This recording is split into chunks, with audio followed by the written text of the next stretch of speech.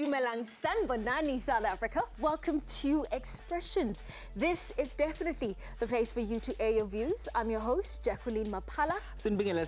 I'm your host, Umqolisiwa Masango. Sizagene Bkhoma from our headquarters in Auckland Park, Johannesburg. We talk about youth leadership. Now, young people make up most of the South African population. Why are they not represented in the formal political structures? We ask, are youth leaders capable of running the country? Well, that's a very important question because becoming a member of parliament can follow a complex and a difficult journey. Now, in many respects, the job is viewed as one that requires experience. Now, it could be argued that this naturally favors older people. Now, the ANC has been criticized for consisting largely of MPs that are at least a little bit older. And of course, when they're compared to the opposition parties, there is a huge gap. Jackie, now youth leaders are often in the forefront of leading their different structures in their respective institutions of higher learning. Where do they go? And are young people really interested in the country's political structures?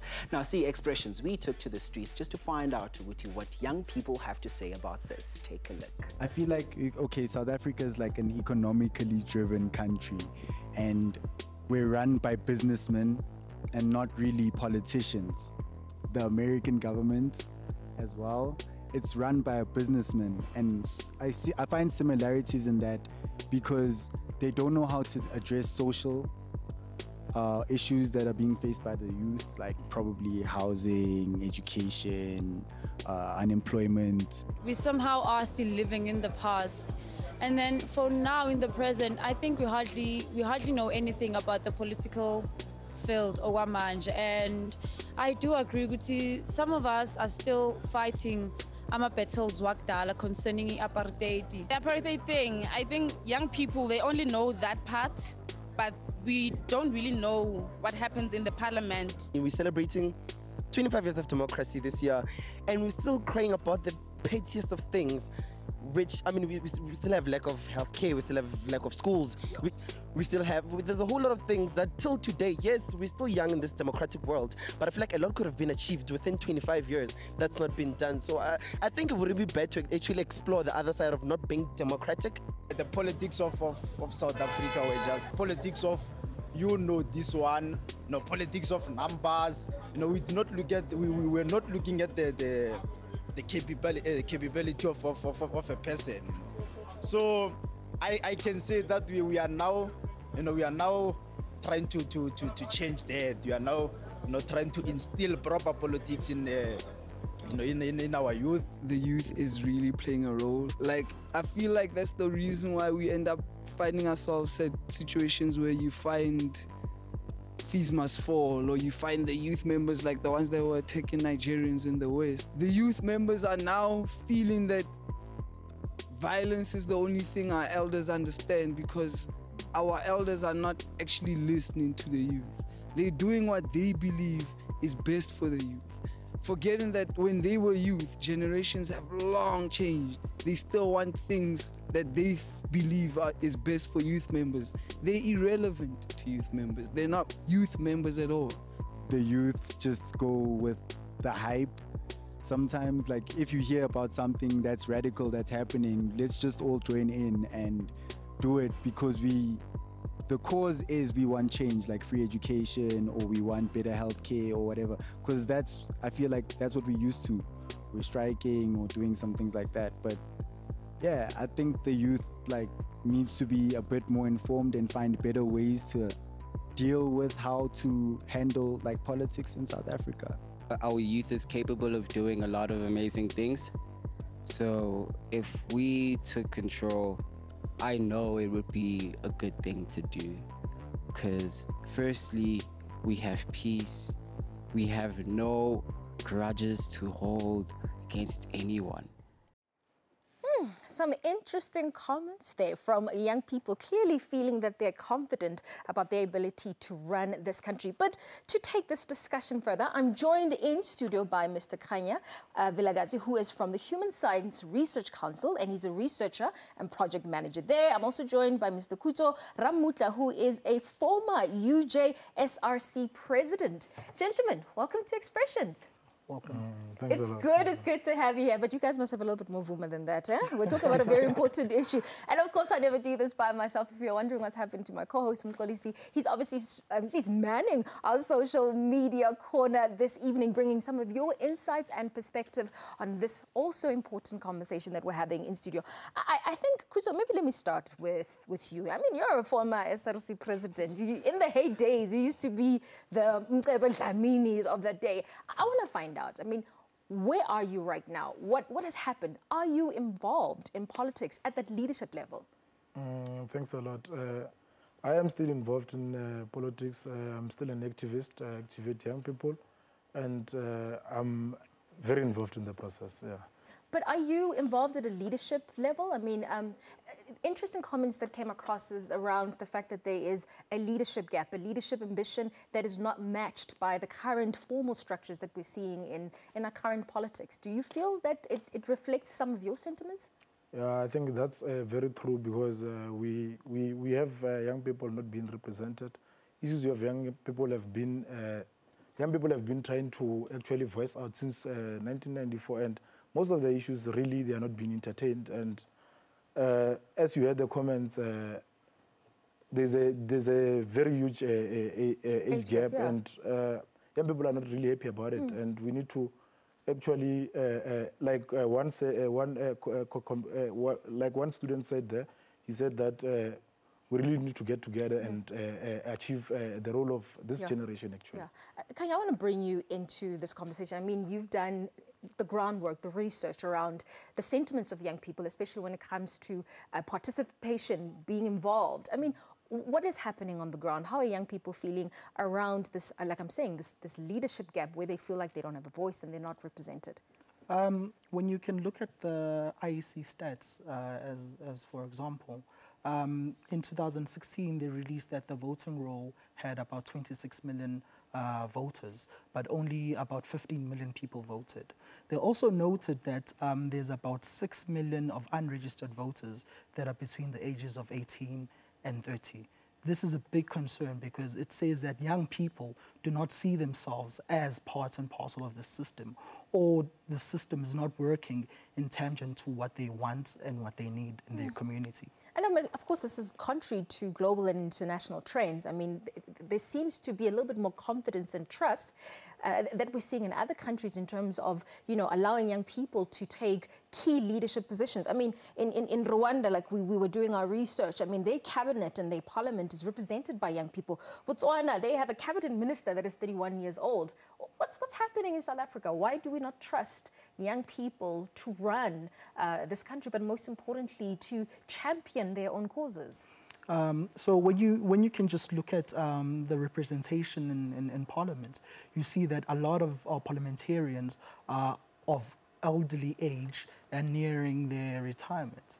However, other opposition parties have noted this, and they are now targeting the up-and-coming young first-time voters. Besides universities, it's a common trend that young people do not lead in their own communities. I, for example, come from KZN, where we've got a structure called a war room, like a war committee, where people within a community come and participate with community issues in that community. You would hardly find young people there. You're always going to find people that are much older in dealing and communicating issues of the community. Yeah. Kucho, how do we change this? How do we change this? You are still involved in politics. How do we change this? How do we ensure that young people can access leadership in this country? Firstly, young people need to get together and ensure that they are involved from the deployment process and actually unite against this older generation that has been occupying those positions, and also ensure that young people actually, the old generation actually uses division amongst young people actually to take over. So young people need to really unite and form one group that is to contest elections and ensure that they send their own forward rather than to always support. You know? I mean, we also know that elections are coming up, so young people definitely have to make their voices heard in terms of the changes and the transformation that they want to see in at least the leadership that is representing them. And of course, Mxolisi is on the flip side of this. He's going to be giving some of your perspectives and insight on our Facebook and social media, so make sure you stay tuned. We'll be back right after this. Bye.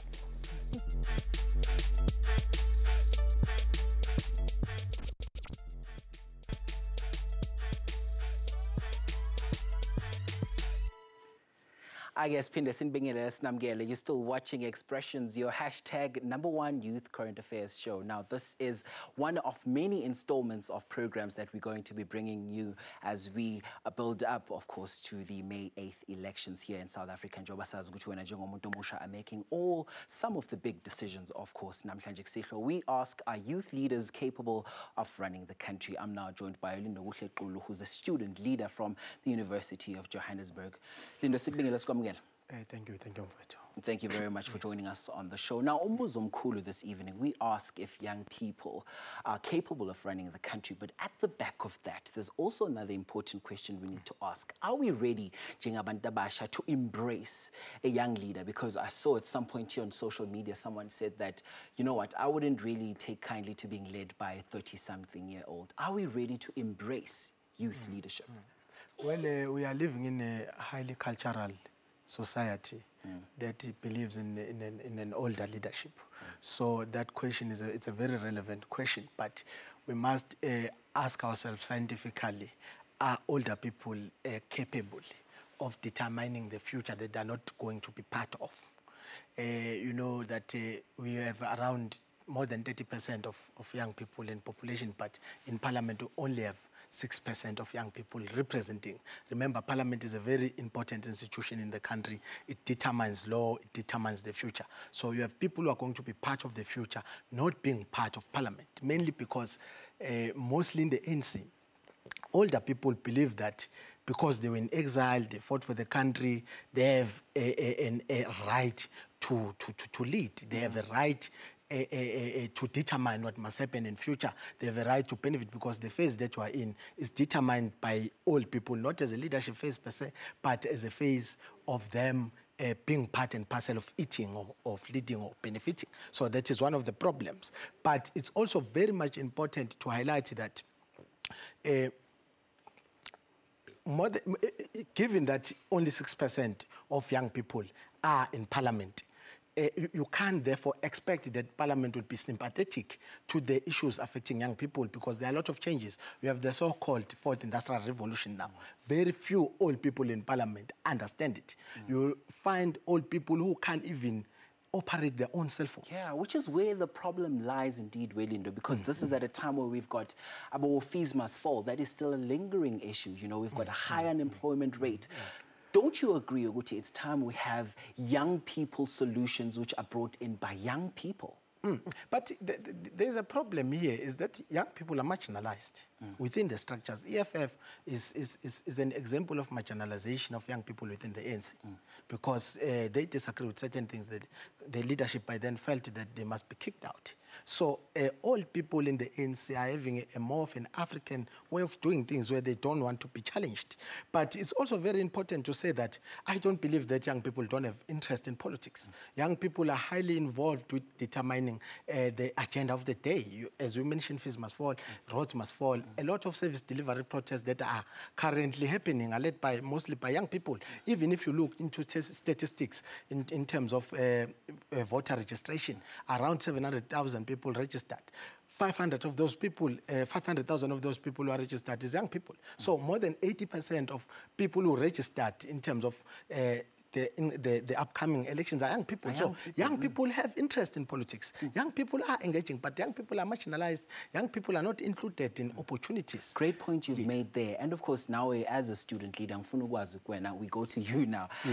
What's the way forward for you? Ma, when you leave UJ, do you intend on going into mainstream politics, or you feel you've reached the ceiling with student politics? Because that's the perception. Once you've done everything in student politics, there's nothing else to do. Well, I believe there's a lot to do because we normally look into participation in leadership from a view of saying that maybe you must be in parliament. I don't think it ends there. You still have a serious challenge of young people being involved in business leadership, in other spheres of society, even in civic organizations. Young people are not that much included. So I believe that I still have a lot of role to play in those spheres. But for instance, I am an ANC member, and I intend to revive the ANC Youth League. Okay. I intend to bring back the voice of the ANC Youth League. I intend to contest the space there because I believe that the ANC Youth League, being a biggest youth organization in Africa, has a serious role to play in terms of making sure that young people issues are brought back into an agenda in South Africa. Okay, let's bring Kutso into this. Kutso, there's this perception that we're getting from young people that there aren't really structures that are made available to ensure that once they get the talent that they've identified in politics, they nurture it and make sure that it goes on to build on forward. What would your take on that be? It's quite true. Most young capable leaders, like Lindo Gutle said, they are marginalized.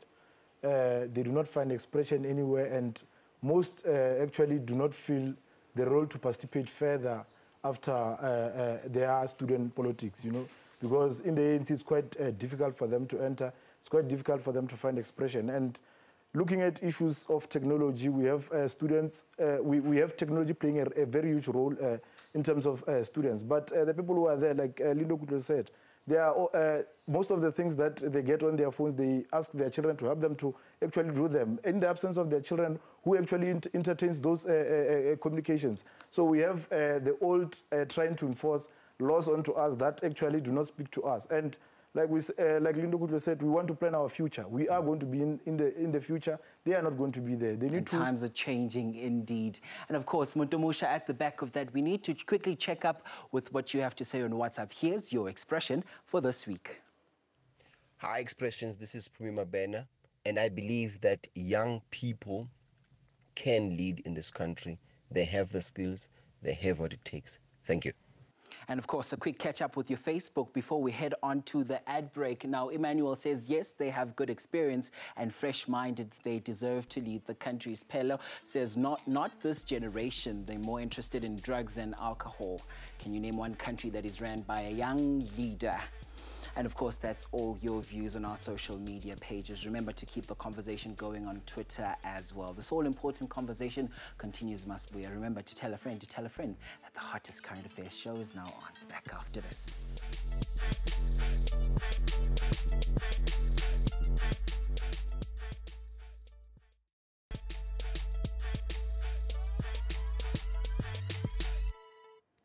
Welcome back. You're still watching Expressions, and tonight we are speaking about youth leadership. And the poll question that we're asking you, Kochai, is, are young people capable of running the country? Can we run the country as young people? And of course, I'm still with my guests. And guys, of course, we have to wrap it up. And I mean, a lot of interesting conversations sort of happened there with Mkolisi and his guests. But I think from you guys, I just want to get some closing comments. I mean, Kuja, you said something that was really profound around access, the fact that young people don't have access in the current political structures. So now the question is, as we're going, heading to elections, should young people be voting for political parties that don't represent them, that don't give them voice? They're watching right now. Please speak to them. I think young people need to also develop a strategy of how to actually access those positions. It would be quite wrong to say the youth should not vote for. Most political parties during their manifestos champion those kind of interests, and I believe that most of their interests are represented in their manifestos. Every political party actually speaks of employment, and which I don't think that the youth then must abstain, because every party speaks of employment. So I think the youth needs to really look at it in a way of saying, we can in this party find expression, and we believe that this party can actually champion for us this interest. I don't know, Kuja's kind of contradicting himself, because he said quite clearly that there actually isn't any access for young people. I mean, like you're saying, you've worked with young people, you engage with young people. You were speaking about the fact that there's almost like a leadership apathy, I guess, where there's fatigue, like we don't trust anybody. I mean, again, and I want you to speak to young people, because they trust us as expression to be able to give them a platform where they feel like they are being given a voice. What would you like to say to young people? Well, to young people, it's always about capacitating oneself. It shouldn't start and stop at the polls. If there's a community issue that is wreaking havoc in your community, stand up, speak. Speak at a very local level. Sooner rather than later, your voice will be heard at a national level. Mm-hmm. And in terms of leadership, and I think Nko is going to be coming here, should we not be redefining leadership outside of political structures? I mean, should we be encouraging young people to say, even if there's no political party, you can still champion a cause for yourself? I think also our guests have made a very critical points when it comes to that, Jackie. They spoke to that question that you're asking right now. And of course, it's very important as expressions as well. We've started this conversation and we wanted that are going to make the decisions come the 8th of May. So it's very interesting. Thank you, gentlemen. Thank you for being on the show. Yeah. Okay, we're Jackie, and of course we need to just quickly check in with our poll results this evening. We asked you if Ngabulusha is capable of running and leading the country, and about 80% said yes and 20% said no. Clearly everybody is in agreement. Young people, decisive and absolutely innovative. They want to run the country indeed. Mntomusha, thank you so much for joining us this evening. Now this is one of many installments that we're going to be bringing you as we build up to the elections that are going to be happening on the 8th of May. And good news is that from next week we're going to be an hour long, Mntomusha. So finally, look forward to all those debates and conversations that we're going to be bringing for you. And of course, our video diary is also on standby. Please roll it. Hi Expressions, my name is Tumi, and I want you guys to cover on the high crimes we're facing in South Africa since we're approaching Human Rights Day. That's what's up. It's going to be a very interesting one with Jackie. And of course, thank you so much for joining us, Mntomusha. And of course, we're being played out by Makadzi. From all of us here at Expressions, we wish you an awesome evening going forward. In Salegash. Adios. Bye-bye.